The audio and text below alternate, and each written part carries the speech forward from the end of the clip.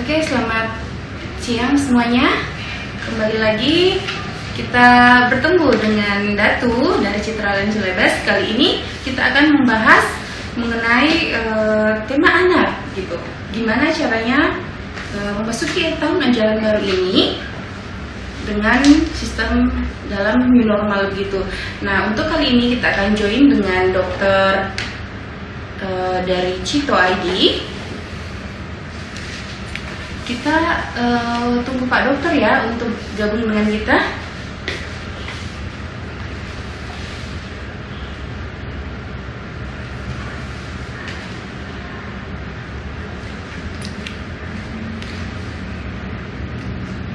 Kali ini kita dengan Dr. Muhammad Dwi Wahyu dari Cito ID.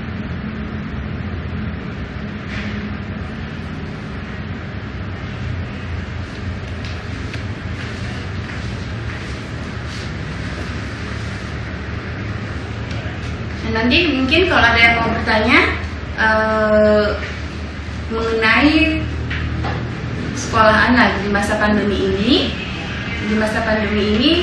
nanti mungkin bisa langsung bertanya ke dokter Muhammad Dwi Wahyu. Oke. Halo, assalamualaikum. Waalaikumsalam dokter. Gimana kabarnya dokter? Ya, alhamdulillah sehat-sehat. Oh, sehat selalu ya dokter ya. Oke, kita mungkin langsung aja ya bahas ya dokter ya, bagaimana tentang kesehatan anak di masa pandemi ini, terus bagaimana persiapannya untuk menghadapi new normal ya. Oke. Oh, mungkin sebelum kenalkan mungkin Mbak nih. Boleh. Ya. Boleh dokter, boleh kenalkan. Oke, jadi saya Dokter Didit ya, Dokter Muhammad Dwi Wahyu, bisa dipanggil Dokter Didit. Jadi salah satu tim juga dari Cito Indonesia, salah satu tim dari Indonesia. Jadi harapannya sih melalui live session hari ini bersama Citraland Celebes ya. Jadi sangat mengapresiasi juga ya. Jadi Citraland itu selain memang basicnya di properti juga bisa mengajak juga orang untuk mengedukasi masyarakat gitu ya Mbak. Jadi sangat senang dengan adanya kolaborasi ini. Oh, oke. Ya, atau mungkin juga dokter Didit aja ya saya panggilnya ya. Dokter Didit mungkin ya menjelaskan sedikit apa sih Cito ID itu supaya mungkin lebih kenal aja gitu dulu. Boleh. Tak kenal maka tak sayang ya. Jadi, iya. Takutnya nggak sayang nanti kalau nggak kenal. Oke. Oke, tapi sebelum jelasin Cito, ini Mbak Datu ya atau? Iya. Dengan Datu. Oke deh Mbak Datu. Jadi sama Mbak Datu aja ya. Iya, boleh dokter.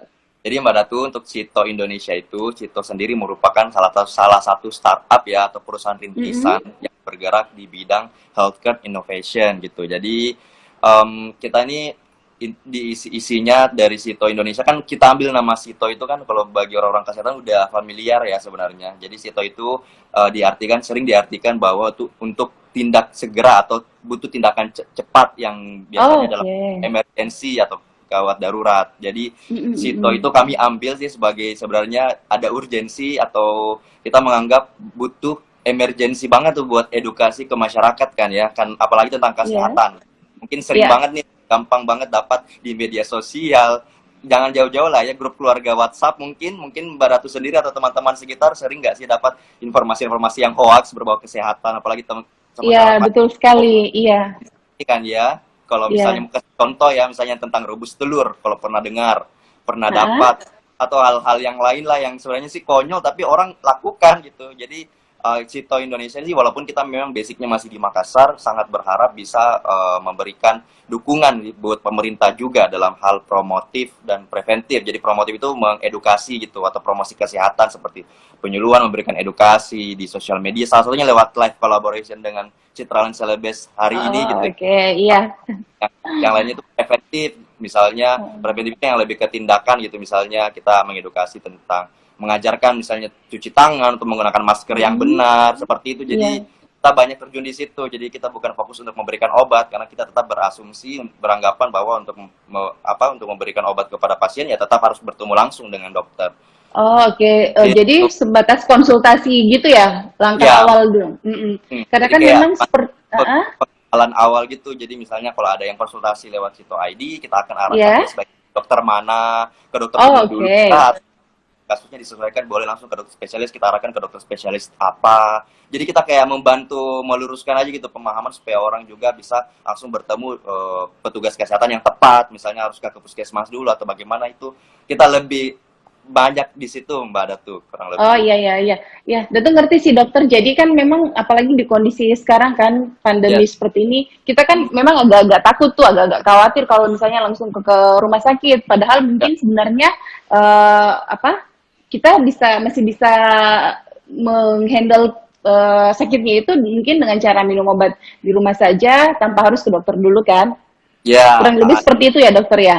Biasanya kita tuh maksudnya bahkan paling untuk obat yang kita bisa sarankan itu paling obat yang paling basic juga gitu ya, yang tidak memberikan banyak Hmm. efek samping.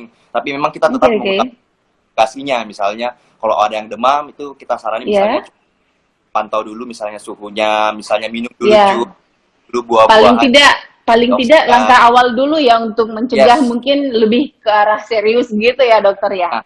Kurang lebih seperti itu. Jadi Kurang lebih teman-temanku seperti itu.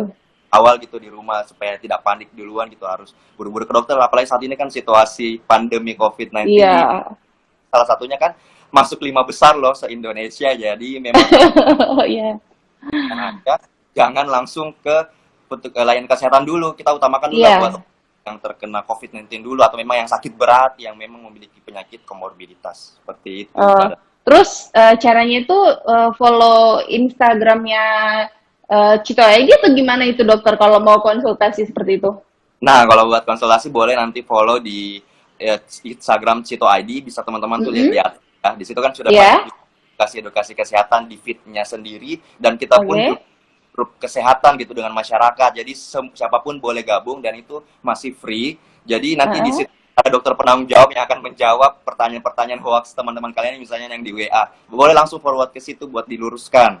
Oh, Gitu. oke oke oke oke. Pada Ya kalau ya. misalnya teman-temannya di kantor ya, misalnya supaya mau lihat-lihat misalnya perkembangan info kesehatan, boleh gabung di grup itu, nanti akan dikabarin.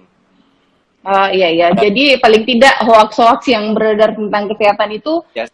kita bisa lebih smart lagi kan untuk menilai yang mana yang benar, yang mana yang enggak kan? Betul. Info-info banget. tentang.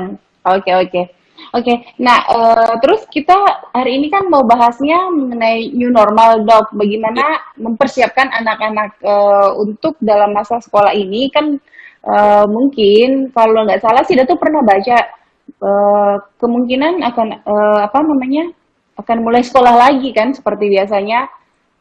Tapi belum tahu waktunya kapan. Nah, kira-kira itu dokter, menurut dokter bagaimana itu dok? Karena kan kalau kita baca juga informasi Indonesia itu adalah salah satu yang terbanyak yang Asia. tertular, ya di Asia kan, Yep. yang anak-anak yang tertular COVID gitu. Nah itu gimana dokter? Apa data juga itu benar atau hoax saja dokter kalau yang itu? Oke. Jadi kita bahas new normal ya.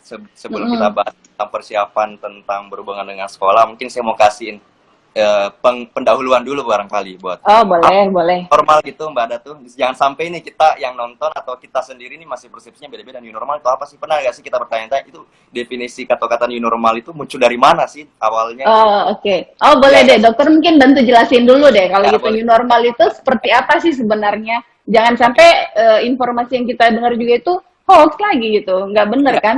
Ya. Jadi, kalau dari yang saya baca ya, jadi new normal itu yang dipakai pada saat terjadinya krisis ekonomi tahun 2007-2008. Jadi sebenarnya new normal lebih banyak dipakai saat situasi krisis keuangan, krisis keekonomi saat tahun itu. Kemudian digunakan lagi, mulai muncul lagi itu pada sekitar tahun 2010 sampai 2012 pada kasus resesi global. Nah, kemudian sekarang mulai lagi nih dimunculkan nih gara-gara situasi pandemi COVID. Alasannya kenapa? Mungkin ada nggak sih yang bertanya, kenapa cuma new normal? What is new normal begitu? Kenapa tidak normal biasa aja gitu kan? Iya, betul. Alasannya kenapa new normal? Jadi new normal itu kan pertama kali muncul kalau tidak salah mulai dari Amerika, salah satu universitas salah satu rumah sakit di sana gitu. Jadi mulai dimunculkan karena menurut mereka nih kan sudah korban jiwa yang meninggal itu sudah sampai lebih dari 350.000 ya per data terbaru. Kurang lebih ya, itu yang meninggal loh ya. Jadi sementara sampai saat ini belum ada ditemukan vaksin, belum ada kan? Belum ada. Belum ada.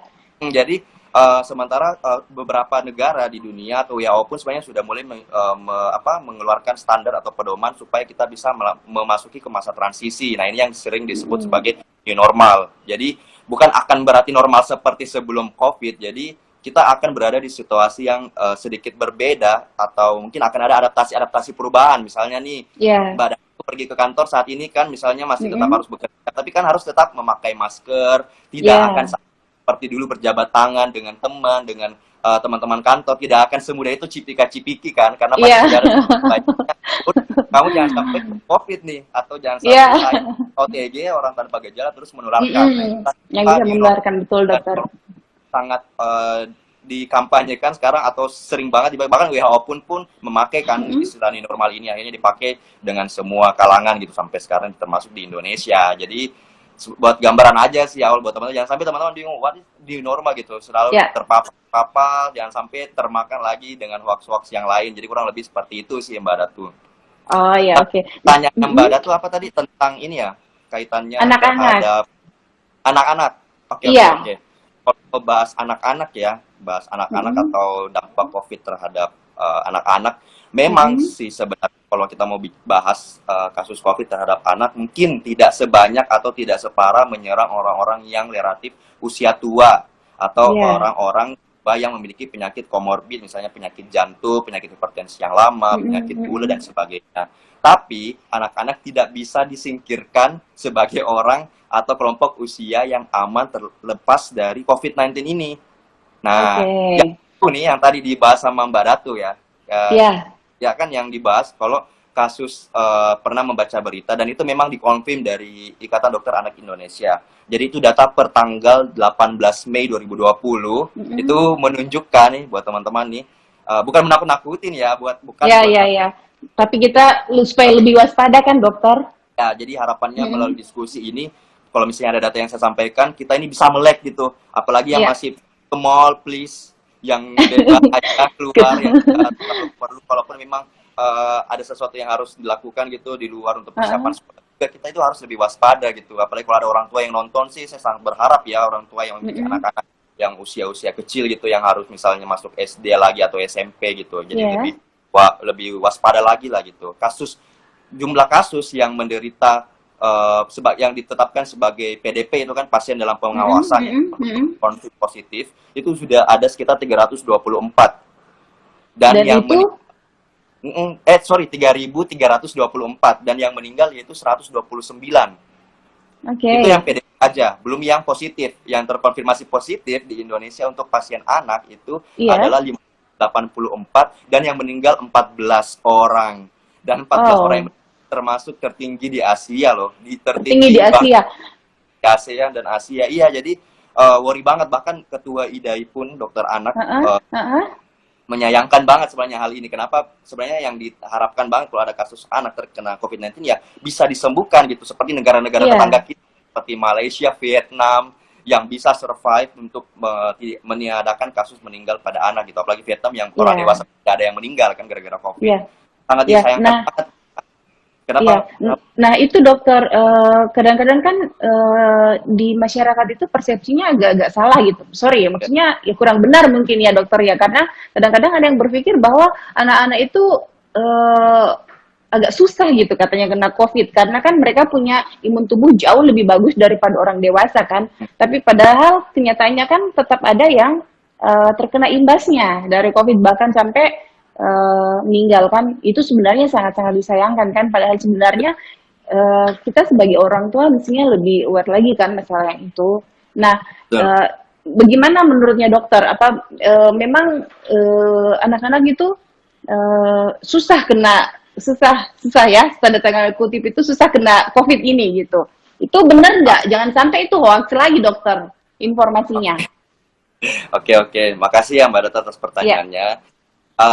Jadi untuk COVID-19 itu sendiri ya sampai sekarang kan masih dalam tahap studi ya, karena ini kan termasuk penyakit yang baru gitu. Baru ya, betul. Keluarga corona itu semua kan sebuah keluarga gitu ya, family virus yang udah ada, memang udah lama gitu kan, udah ada virus-virus sebelumnya. Tapi untuk yang COVID-19 ini kan baru banget nih ditemukan. Jadi bahkan peneliti ahli-ahli di seluruh dunia pun kan masih mengembangkan nih, masih meneliti bagaimana sifat virus ini, bagaimana dia Iya.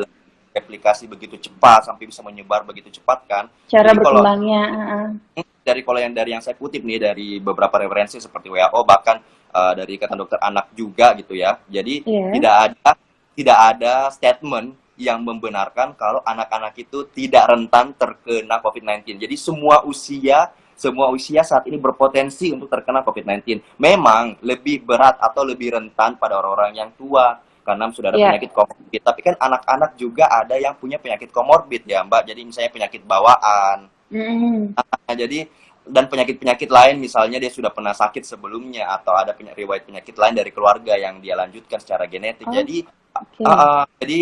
jadi anak-anak juga itu merupakan posisi yang tidak yang ibaratnya tetap beresiko gitu untuk Tetap terkena. beresiko ya dokter ya. Jadi kalau dibilang anak-anak itu tidak beresiko untuk kena COVID ini itu salah ya sebenarnya dokter ya. Itu statement yang salah dan dibantah juga sama Ketua Ikatan Dokter Anak Indonesia. Jadi itu termasuk statement yang keliru. Sangat disayangkan Oh, banget oke. dia katakan seperti itu. Ya, ya, ya. Terus apakah semua yang sorry dokter, mungkin kalau mau lebih detail lagi, apakah semua yang pasien anak yang kemarin COVID dan akhirnya meninggal itu memang punya penyakit bawaan atau gimana dokter? Ada Oh, datanya oke. nggak? Oke, kalau yang data detailnya sih saya belum dapat juga ya. Soalnya Mm-mm. ini memang dari IDAI pun saya juga cek websitenya sih belum Ya. ada Oh, belum ada detailnya ya dokter ya. data yang spesifiknya apakah ada data comorbid. Mm-mm. Tapi jumlah yang bisa dipastikan ini, jumlah yang saya dapat ini insya Allah bukan info yang hoax gitu. Jadi sudah Ya. dilakukan juga dari Ikatan Dokter Anak Indonesia tentang angka ini gitu. Jadi mereka juga itu sangat worry banget. Jadi gara-gara angka ini sebenarnya jadi sayang banget gitu. Padahal sebenarnya nih kita ini di Indonesia ya, kalau dari yang dikatakan juga ya, ada yang saya kutip Mm-mm. juga dari website IDAI juga. Jadi kalau jumlah screening pasien anak ini di Indonesia itu sedikit banget loh Mbak Datu. Jadi itu cuma 1/5 dari Pakistan dan Uh-uh. 1/28 dari Malaysia. Bayangin lah, sedikit Oh, banget.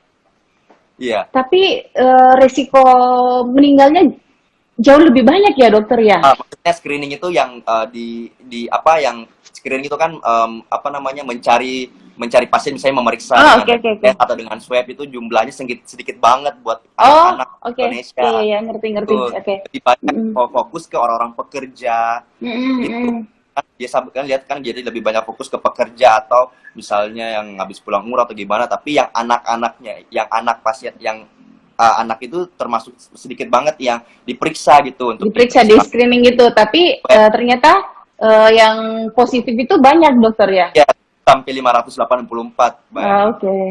Dan ini datanya dari tanggal 18 Mei menurut dari Ketua IDAI sih, memang datanya bahkan sekarang masih bisa meningkat gitu. Cuman belum ada data rilis resmi yang saya lihat. Jadi saya masih bahas tanggal yang 18 Mei aja. Oke, oke. Dan kalau nggak salah sih kemarin juga sempat itu baca rata-rata yang tertular itu rata-rata itu dibawa oleh orang tuanya ya dokter ya. Itu benar nggak informasinya? Kalau yang maksudnya dibawa gimana nih Mbak Ratu? Maksudnya jadi misalnya anak-anaknya mungkin sudah stay at home gitu ternyata, dan orang tuanya yang masih beraktivitas. Nah, rata-rata yang anak-anak yang tertular itu dari orang tuanya yang bawa virusnya. Atau itu gimana itu dokter? Iya, ya kan sebenarnya kan untuk perpindahannya virus ini kan membutuhkan ikan atau host, jadi memang membutuhkan hidup seperti manusia gitu. Jadi anak-anak kan sekarang udah banyak diliburkan tuh dari bulan berapa ya? Sudah dari beberapa Dari bulan 3 yang kalau nggak salah dokter. Ya, dari bulan 3 ya, dari bulan 3. Sementara kan orang tuanya masih ada yang harus mencari nafkah di luar. Iya. Sementara tidak semua orang tua, tidak semua orang dewasa paham terhadap regulasi yang baik dan benar untuk mencegah penularan virus corona. Misalnya saat dari luar memang harus lebih repot gitu, harus belum copot baju semua, harus mandi, harus keramas. Itu yang banyak diabaikan. Jadi memang itu statement yang benar sih Mbak Datu. Jadi anak-anak sudah di rumah, mau dapat dari mana virusnya kalau bukan dari orang tua atau orang tua. Dari yang tinggal sama mereka yang mengabaikan prinsip protokol kesehatan COVID-19 ini. Jadi itu salah satu yang disayangkan juga. Gitu. Nah, oke, jadi kalau begitu, nah untuk rencana pemerintah ini dokter ke depannya, itu kan akan dibuka lagi kan sekolahnya. Yes. Kira-kira kalau menurutnya dokter sendiri, apa nggak lebih bagus kalau misalnya sekolahnya tetap online saja kan, sampai Ya. benar-benar pandemi ini paling tidak ada vaksinnya atau paling nggak sudah bisa dikendalikan lah. Itu Ya. menurutnya dokter bagaimana dok? Ya, jadi ini kita udah mulai bahas nih ya. Jadi tahun Iya ya. baru ya. Jadi kan emang bulan Juli itu udah jadi bulan tempat pergantian kurikulum pendidikan gitu ya. Iya. Jadi sekarang nih orang tua juga lagi banyak yang resah juga tentang hal ini. Jadi ngomong-ngomong tentang Iya. tahun amal baru, sebenarnya sampai saat ini yang dari yang saya baca juga beritanya yang saya ikutin ya, jadi Kemendikbud ya di Kementerian Pendidikan dan Iya. Kebudayaan itu baru mengonfirmasi kalau tahun ajaran baru memang tetap dilaksanakan tanggal 13 Juli. 13 Juli tahun 2020. Tapi bukan berarti pendidikannya itu dilakukan di sekolah. Jadi itu masih dalam tahap kajian. Oke. Nah, sampai sekarang belum ada keputusan yang resmi dari Kemendikbud apakah itu nanti bulan Juni kan sudah banyak beredar nih tanggal 15 Juni udah masuk sekolah. Iya. Nah, Kemendikbud pun masih membantah itu statement dari Kemendikbud yang membenarkan Iya. tentang tanggal 15 Juni itu anak-anak sudah mulai masuk sekolah. Jadi itu itu masih dalam tahap pengkajian ya dokter ya? Ya, itu statement yang keluar dari Kemenko Perekonomian malah, tapi itu masih dalam kajian awal juga gitu. Jadi belum ibaratnya masih dalam tahap kajian awal dan bahkan nih Kemendikbud pun mengatakan kalau yang menjadi penanggung jawab itu untuk pemberian informasi nih tentang sekolah itu dipusatkan semua di gugus tugas percepatan penanganan COVID-19. Jadi tunggu aja nanti mana karena masih melihat situasi juga kan. Selain itu dikatakan juga jadi termasuk tanggung jawab sekolah itu nanti akan melibatkan keputusan dari gubernur tiap daerah. Jadi tidak semata-mata misalnya Kemendikbud sudah mengatakan tetap jalan ajaran baru 13 Juli, tapi yang menentukan itu kepala-kepala pemerintah tiap daerah. Karena kan emang ada syaratnya nih Mbak Datu buat syaratnya sampai sekolah itu akhirnya misalnya bisa dibuka itu ada loh dari UNICEF. Iya. Oke, terus kalaupun misalnya ini kita berbicara, kalaupun misalnya memang akan jadi sekolahnya tetap dibuka normal. Nah, kira-kira dari dokter ada nggak saran bagaimana caranya orang tua untuk mengedukasi anaknya mengenai kebersihan dan sebagainya gitu dokter untuk mencegah gitu. Itu gimana dokter? Menurut dokter gimana? Oke, jadi kalau masalah anak nih kan rentan usia anak kan bervariasi kan ya mulai dari usia TK sampai anak itu kan sampai usia 17 tahun nih kalau di bahasa kedokterannya ya dari kira-kira sampai mungkin yang TK ya kalau yang agak susah mungkin untuk diajarkan yang TK mungkin dengan SD ya dokter ya SMP mungkin ya sudah paham lah apalagi yang SMA itu mungkin sudah paham. Nah TK dan SD ini gimana caranya dokter? Jadi emang agak challenging juga gitu ya dalam ya agak susah membuat mengerti anak-anak yang usianya yang masih di bawah 10 tahun mungkin ya seperti itu.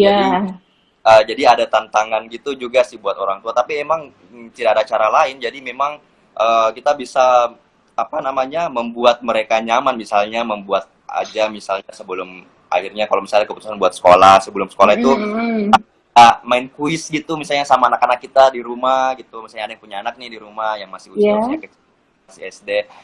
Ajaklah main gitu misalnya memakai masker itu bikin apa gitu maksudnya jangan kan agak susah tuh kan edukasinya jadi bisa diajak dengan dia punya motorik dia punya sambil diajak bicara juga jadi kalau anak-anak kecil itu kan gampang bosan ya gampang bosan apalagi ada sesuatu yang nempel di wajah kan itu waduh kayaknya nggak nyaman banget kan jadi dikasih motivasi aja nanti kalau misalnya motivasi misalnya kalau ade misalnya pakai masker nih kalau keluar rumah nanti dapat misalnya bisa dapat coklat atau apa gitu yang dia suka nanti dibelikan mainan kasih aja motivasi supaya dia mau atau misalnya dikasih tahu akan agak susah dikasih tahu penyakit pas dia tidak mengerti nih ya atau bisa aja sih mungkin sedikit diarahin mungkin sedikit bukan menakut-nakutin sih sebenarnya jadi kasih tahu aja misalnya mau tuh ketularan orang batuk di luar gitu nanti bisa jadi sakit ada jadi jangan harus pakai masker gitu. Jadi sama sekaligus di rumah ya diajak cuci tangan gitu. Maksudnya kita ajak kasih contoh aja gitu sambil main-main gitu di wastafel. Bisa kan ya sambil mengisi waktu di rumah bareng anak kan. Kalau misalnya dalam situasi COVID-19 ini juga kan peran orang tua itu sangat besar sih buat anak kan. Apalagi kasus atau kesehatan mental anak itu kan bisa goyah selama di rumah. Jadi semakin banyak pembicaraan antara orang tua dan anak itu bisa membantu meringankan kesehatan mental dari anak tersebut juga, Mbak Datung. Seperti itu. Okay. Iya. Nah, dokter, ini ada beberapa pertanyaan. Mungkin bisa dibantu dulu. Kayaknya saya bisa. Ya, dokter, apa benar corona dapat reaktif lagi gitu? Itu ada pertanyaan dari Michael C21 Best. Jadi mungkin setelah pernah tertular terus sembuh, terus bisa aktif lagi nggak virusnya? Itu mungkin ya, dokter ya? Kalau untuk reaktivasi virus itu bisa ya. Jadi itu udah pernah terjadi juga sih di Cina gitu kan, atau di negara lain gitu, termasuk di Indonesia juga. Jadi kalau ada yang sudah terkena COVID-19 terus dia sudah sembuh nih, udah kan swabnya bisa positif lagi, Mbak Datu. Jadi makanya COVID-19 ini bukan sesuatu, sama aja nih kalau kita bahas influenza gitu kan ya. Coronavirus yang keluarga yang lainnya kan seperti flu-flu kita yang biasanya kan, kita kan bisa kena flu berkali-kali kan dalam setiap tahun, bisa kena berkali-kali, minum es dikit aja atau langsung flu lagi kan, dokter. Ya, itu virus influenza. Jadi sama sih semuanya virus itu seperti itu. Jadi belum ada pengobatan yang jelas dalam tahap penelitian sampai sekarang. Sebenarnya kan virus itu sifatnya sembuh sendiri ya. Iya. Perkembangan dari penyakit COVID-19 ini yang termasuk sangat cepat ya, tapi kan masih dalam tahap penelitian lagi nih sampai sekarang. Jadi makanya kenapa mungkin pernah dengar nggak sih kalau ada misalnya terjadi second wave gitu atau gelombang kedua, lonjakan. Iya. Jadi saat udah terus nanti orang-orang sudah mulai melonggarkan lockdown, termasuk sih dengan mulai menghidupkan new normal gitu kan ya. Salah tantangannya kita mencegah adanya ledakan kedua, gelombang kedua, dan kasus-kasus dari pandemi-pandemi di masa lalu itu yang sudah pernah terjadi seperti flu Spanyol, kalau pernah lihat itu benar tuh. Jadi yang meninggal tuh pada saat gelombang kedua, bukan saat gelombang pertama yang saat ini kita sementara. Jadi gelombang kedua jadi sebenarnya lebih besar ya, dokter ya? Ya, karena orang udah mulai relaksasi aturan, sudah mulai mulai santai, menganggap enteng kan? Iya, nganggap hal biasa, sudah nganggap normal, jadi sudah tidak mau pakai masker. Orang kan makanya lebih banyak dikampanyekan itu new normal kan, jadi bukan hal yang baru. Jadi ini merupakan hal yang baru gitu. Bukan yang normal, tapi bukan normal yang seperti kemarin kan, dokter, tapi normal yang baru gitu. Jadi misalnya harus pakai masker, terus harus rajin cuci tangan, terus tetap jaga jarak dan sebagainya kan, dokter? Benar. Dan itu kan ada kan dari WHO, ada beberapa poin gitu kan. Ada beberapa poin misalnya sampai membuktikan transmisi COVID-19 misalnya sudah bisa dikendalikan, itu kan berdasarkan kurva gitu. Dan ada patokan epidemiologi lain seperti misalnya jumlah orang adalah patokan epidemiologi lainnya gitu, seperti ada namanya basic reproduction number. Jadi itu misalnya jumlah orang yang dapat menularkan virus ini gitu kan. Kalau dari WHO sendiri saat ini angkanya sekitar 1,9 sampai 5,5. Jadi saat ini satu orang yang COVID-19 bisa menularkan sampai 2 sampai 6 orang sekaligus. Itu kalau dari kalau di Indonesia sendiri itu angkanya sekarang 0,5. Jadi setiap satu orang bisa menularkan 2 sampai 3 orang. Jadi satu orang itu berpotensi untuk menularkan ke 2 sampai 3 orang. 3 orang sekaligus. Batuk atau misalnya tidak menjaga kesehatan, protokol kesehatan gitulah ya. Dan memang salah satu syarat sampai aktivitas boleh kembali di skornya ini harus di bawah 1. Kalau di bawah 1 berarti sudah tidak bisa menularkan. Nah ini yang baca di berita gitu ya, masih banyak ahli yang sedikit kontroversi, masih ada beberapa, termasuk dokter-dokter juga kan, masih ada yang pro, ada yang kontra, tapi kebanyakan fasilitas kesehatan itu kan dalam poin kedua dalam syarat pedoman new normal WHO juga, yang tentang kapasitas sistem kesehatan itu udah bisa memadai seperti rumah sakit. Mm-mm. Saya nih seperti di Surabaya kemarin kan kita lihat berita kalau sudah sampai overload kan seperti di rumah Iya, sakit Universitas Erlangga, jadi sampai harus menolak pasien. Jadi iya betul dokter. cuman memang apa namanya, kalau saya lihat sih pemerintah Indonesia sih memulai new normal ini mungkin karena ada faktor lain mungkin ya, bukan hanya kesehatan aja tapi ada faktor ekonomi juga yang memang Iya, iya sangat betul. lengkap. Saya rasa Memang banyak pertimbangan ya. pasti banyak pertimbangan, banyak ahli-ahli juga saya rasa di lingkaran kepresidenan sebagai ahli gitu kan, pasti ada juga yang sudah dipertimbangkan matang-matang gitu. Jadi kalau saya sih mendukung aja, yang jelas bisa membantu aja gitu mengedukasi nih orang-orang atau masyarakat gimana caranya supaya bisa tetap melakukan protokol kesehatan. Oke. Nah ini dokter ada pertanyaan lagi dari siapa ya? Mam Iya. Ataya. Ya, siang dokter, bagusnya di masa pandemi ini anak-anak mengkonsumsi buah apa? Karena anak-anak itu apa ya, sangat susah buat diajak dan diajar makan buah. Buah bagus buat kesehatan mereka. Ya, ya. Mungkin dokter ada saran gitu, buah apa yang bagus untuk dikonsumsi untuk anak-anak? Apakah yang mengandung vitamin C yang tinggi atau gimana gitu? Ya, memang sih kalau buah ya, sebenarnya semua buah tuh baik ya buat anak. Tapi emang kalau dalam situasi pandemi ini memang lebih disarankan untuk seperti lebih banyak kita bisa kasih buah-buah yang mengandung vitamin C, vitamin D maupun C atau ya. Jadi kalau untuk contoh buahnya sih kan anak-anak itu kan tidak ditahu nih maunya semuanya apa ya. Beda-beda ya tiap anak. Iya. Ada yang suka kecut. Tapi kalau saran saya sih bolehlah dimulai dari misalnya memberikan jeruk yang tinggi vitamin C, yang tinggi antioksidan ya. Bisa juga misalnya pisang kan. Pisang ya. Apel yang gitu juga. Iya, jadi semua buah sih boleh aja, tapi yang jelas memang lebih disaranin yang tinggi vitamin mengandung C. Vitamin C yang tinggi ya. Oke. Terus sama nih dokter, mungkin sama dengan tadi Mama Taya itu juga untuk sayur. Nah, anak-anak kan paling susah tuh makan sayur dokter. Ya, tuh. Padahal kan itu bagus banget kan. Nah, sama sih sebenarnya, jadi ngajar anak makan sayur itu gimana ya? Sebenarnya lebih ke orang tua ya kalau itu. Sebenarnya sih itu lebih ke motivasi orang tua aja sih, mau sabar aja. Jadi kalau misalnya masih anak-anak, masih usia bayi atau masih usia balita, mungkin bisa nanti dicampur blender, misalnya dicampur dengan makanan lain. Misalnya kalau dirasa anak-anak kan kadang makan sayur mungkin rasanya kayak hambar gitu ya, anak-anak kan manis-manis. Jadi mungkin bisa dicampur jadi bubur saring, dicampur dengan ada buah-buah lain yang bisa bikin rasa manis. Tapi kalau misalnya untuk anak-anak yang sudah anak SD sih, mau nggak mau sih dibutuhkan memang motivasi dan kesabaran juga sih buat orang tuanya, buat pelan-pelan.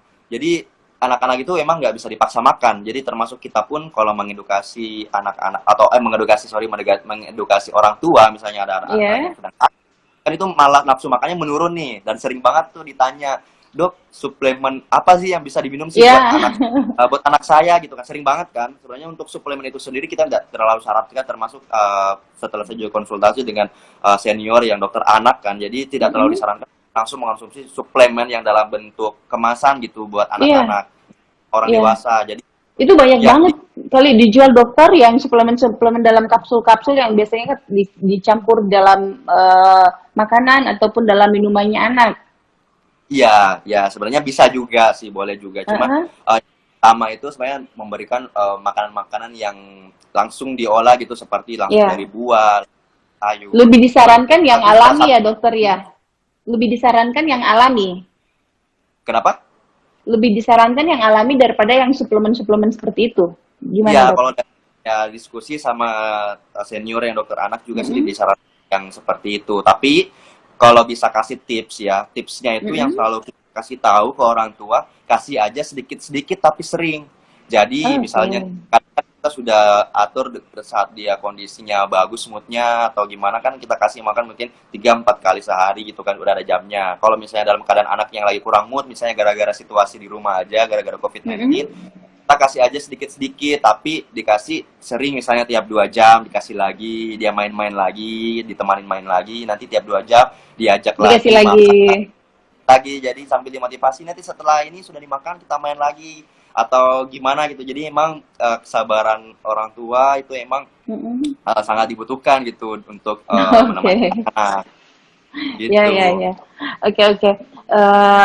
Nah, terus kalau mungkin penutupan ya dokter ya, mungkin dari dokter saran untuk orang tua, bagaimana bagusnya untuk kedepannya ini, bagaimana caranya persiapkan anak-anak kita semua untuk menghadapi new normal pada masa ajaran baru. Ya. Ini sebagai penutup dokter ya. Oke. Siap. Jadi mungkin pesan buat orang tua nih ya, kalau ada yang nonton, sebenarnya yang pertama itu kita harus tahu situasi saat ini tuh gimana gitu ya. Jadi jangan mentah-mentah menerima pesan-pesan langsung menerima pesan-pesan yang beredar gitu tanpa mencari tahu dulu kebenarannya. Misalnya terkait masuk sekolah, cari dulu informasinya yang valid, apakah betul-betul dari itu dari Kemendikbud atau dari sumber yang dari yang reliable gitu, yang dipercaya gitu kan ya, dari yang mengandung kontroversi gitu. Dan yang mau saya jelaskan sih, sebenarnya orang tua itu perannya harus tahu kalau sebenarnya UNICEF itu udah mengeluarkan syarat pembukaan sekolah sebenarnya. Jadi dengan taunya isi ini, mungkin saya bisa jelaskan sedikit ya. Jadi kalau kita syarat pembukaan sekolah, jadi orang tua itu bisa bantu juga memberikan saran sih buat sekolah untuk pemerintah, karena apalagi sekarang lumayan banyak tuh petisi katanya yang tersebar buat orang tua. Dan memang sebenarnya sih kalau dari menurut yang saya lihat juga, Ikatan Guru Indonesia itu sebenarnya masih menyarankan supaya anak-anak itu tidak masuk sekolah sampai Januari tahun depan. Iya, itu yang saya baca, dokter. Ya, emang jadi termasuk orang tua pun sebenarnya masih merasa worry dengan situasi saat ini. Betul. Yang menjadi tadi yang saya bilang, yang jumlah basic reproduction number-nya itu yang masih tinggi, yang masih jumlah penularannya itu masih tinggi, angka grafik mungkin bisa kita lihat kan, angka grafik itu masih naik gitu kan, belum ada tren untuk melandai turun atau turun. Jadi yang mau saya bahas tuh, kita tuh harus tahu, jadi UNICEF itu sudah mengeluarkan syarat pembukaan sekolah. Ada 3 poin yang dijelaskan di situ.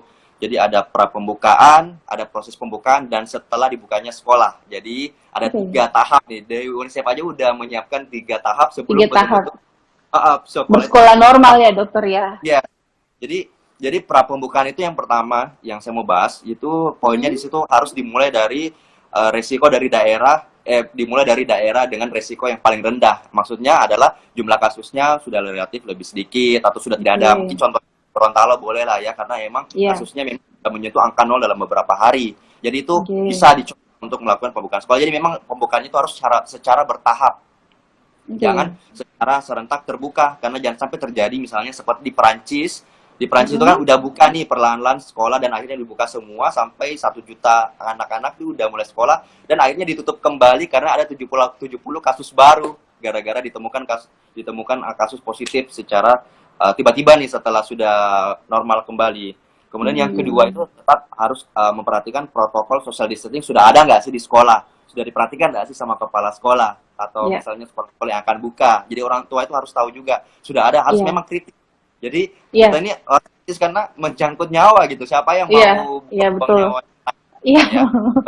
Jadi memang orang tua harus kritis ya dokter ya. Harus kalau memang sekolahnya belum memenuhi standar untuk dibuka kembali, orang tua wajib berhak juga untuk protes kurang lebih ya. Benar, dan emang salah satu poin bahwa masyarakat terlibat atau suara masyarakat itu terlibat dalam kegiatan normal, itu masuk dalam salah satu poin pedoman new normal menurut WHO di poin ke-6. Jadi itu tidak ada yang salah gitu dengan mengkritisi, dengan mempertanyakan kebijakan pemerintah. It's okay ya, mempertanyakan kebijakan sekolah. Jadi masih lanjut ya yang pra pembukaan nih sebagai closing buat nonton ya kalau ada orang tua. Yang ketiga itu sudah ada penyusunan kebutuhan pendanaan, misalnya di sekolah apakah sudah ada ruang tanggap daruratnya, kalau nggak di sekolah, di sekitar sekolah ada enggak misalnya akses kesehatan yang bisa dicapai kalau misalnya nauzubillah min zalik gitu kan ya, ada hal-hal yang tidak di antara sekolah udah dibuka. Atau sanitasi di sekolah udah ada nggak buat cuci tangan, disiapkan nggak hand sanitizer. Jadi kita harus tahu nih, orang tua harus tahu ada nggak sih disiapkan di sekolah. Itu pun saat pra pembukaan. Kalau sudah mulai dibuka nih, saat proses pembukaannya pun itu orang tua bisa memastikan kalau udah ada nggak sih komunikasi yang bagus dan koordinasi yang bagus antara sekolah, misalnya terhadap layanan kesehatan atau terhadap pemerintah gitu. Jangan sampai di sekolah udah dikasih tahu pemerintah harus gini, ternyata di sekolah misalnya masih kurang komunikasi, bisa dilihat dengan persiapan yang dilihat tidak ada tempat sanitasi, cuci tangan, tidak ada hand sanitizer yang disiapkan, tidak memakai masker atau tidak ada social distancing gitu kan ya.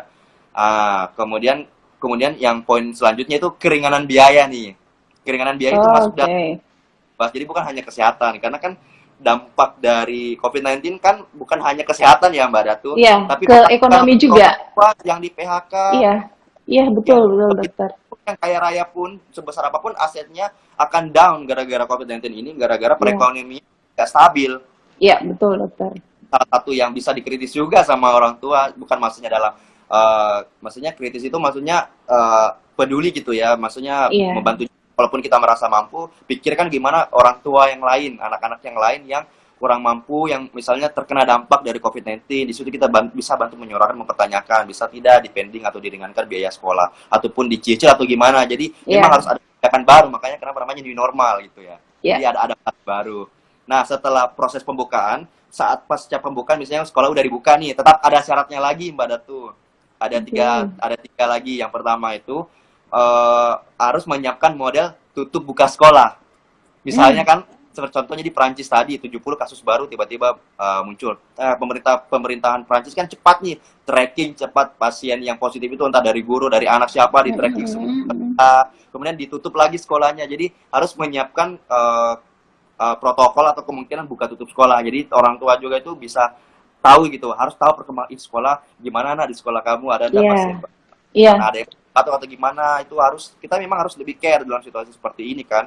Kemudian yang kedua, jadi sekolah itu atau pemerintah juga itu sebenarnya harus meningkatkan investasi di bidang pembelajaran jarak jauh. Jadi makanya kan masih dalam tahap kajian nih di Indonesia sendiri, dari Kemendikbud kan belum ada rilis statement yang jelas apakah tahun ajaran baru ini harus masuk di sekolah. Jadi emang harus meningkatkan kemungkinan untuk pembelajaran jarak jauh. Cuman emang kan kita tahu kan kondisi Indonesia Mbak Datu agak sangat terbatas kan ya. Anak-anak yang tidak belajar jarak jauh pun tidak semua kan dapat akses pembelajaran pendidikan gitu kan ya. Daerah-daerah terpinggir gitu kan, kasihan. Iya betul dokter. Kan tidak semuanya bisa online kan, belajar online. Media atau aplikasi kan kasihan. Jadi harus dipikirkan mungkin sama pemerintah, khususnya pemerintah setempat yang langsung terjun di situ, gimana caranya bisa menyelesaikan masalah itu. Kita dicari solusinya bareng-bareng. Orang tua bisa turut terlibat, memberikan masukan kalau memang ada ide gitu. Apalagi kalau mungkin orang tua itu memang pekerjaannya di bidang teknologi, mungkin bisa ganti kasih masukan di situ buat sekolah, buat pemerintah kan bisa. Kemudian yang ketiga itu menimbang penundaan ujian, dan kalau memang memungkinkan semua anak dikasih naik kelas dulu. Jadi itu dipasuk sama UNICEF. Jadi ini bukan dari saya sendiri ya. Berarti tapi ini dari UNICEF kan dok? Yes, dari UNICEF. Jadi UNICEF kan badan PBB yang membahas masalah tentang anak ya. Jadi di UNICEF jadi karena dampak COVID-19 ini membuat anak-anak tidak bisa belajar seperti normal. Jadi sudah mempersiapkan opsi untuk ujian. Makanya kan di Indonesia sendiri kan ujian UN akhirnya dihapuskan. Kemudian tetap kelas berdasarkan nilai rapor. Jadi udah diaplikasikan juga. Jadi itu poin yang dibahas di UNICEF. Jadi ibaratnya organisasi dunia ini sudah berusaha banget, WHO, UNICEF, termasuk Indonesia juga ya, Kementerian Kesehatan, banyak yang harus saling Kemendikbud gitu kan. Jadi memang harus koordinasinya bagus banget. Jadi kita doakan aja sih, buat harapannya sih doain aja, kita dukung aja sih pemerintah yang terbaik gimana.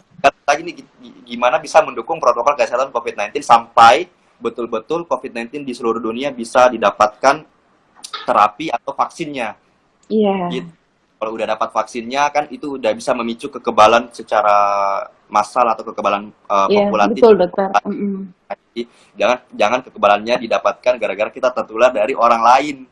Karena tidak semua tahu loh Mbak Datu seberapa kompensasi diri kita, karena kalau misalnya kita tidak tahu ada penyakit lain kan, misalnya jarang cek, jarang periksa, mau coba-coba mau tes gitu. Saya kira iya tentu ngerti dokter.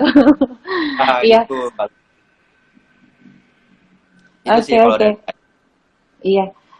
Jadi kalau Datu simpulkan dari tadi dokter ya, untuk persiapan anak masuki tahun ajaran baru ini kita tidak boleh terlalu cepat percaya bahwa akan segera buka kan sekolahnya. Jadi tetap tetap apa namanya, tetap membaca terus, tetap update informasi. Terus kalaupun misalnya nanti akhirnya akan tetap sekolah tidak online lagi tapi langsung ke sekolah, itu berarti orang tua juga wajib memperhatikan lingkungan sekolah ya dokter, Ya, apa sudah sesuai dengan standar dari UNICEF kan, seperti itu ya dokter ya.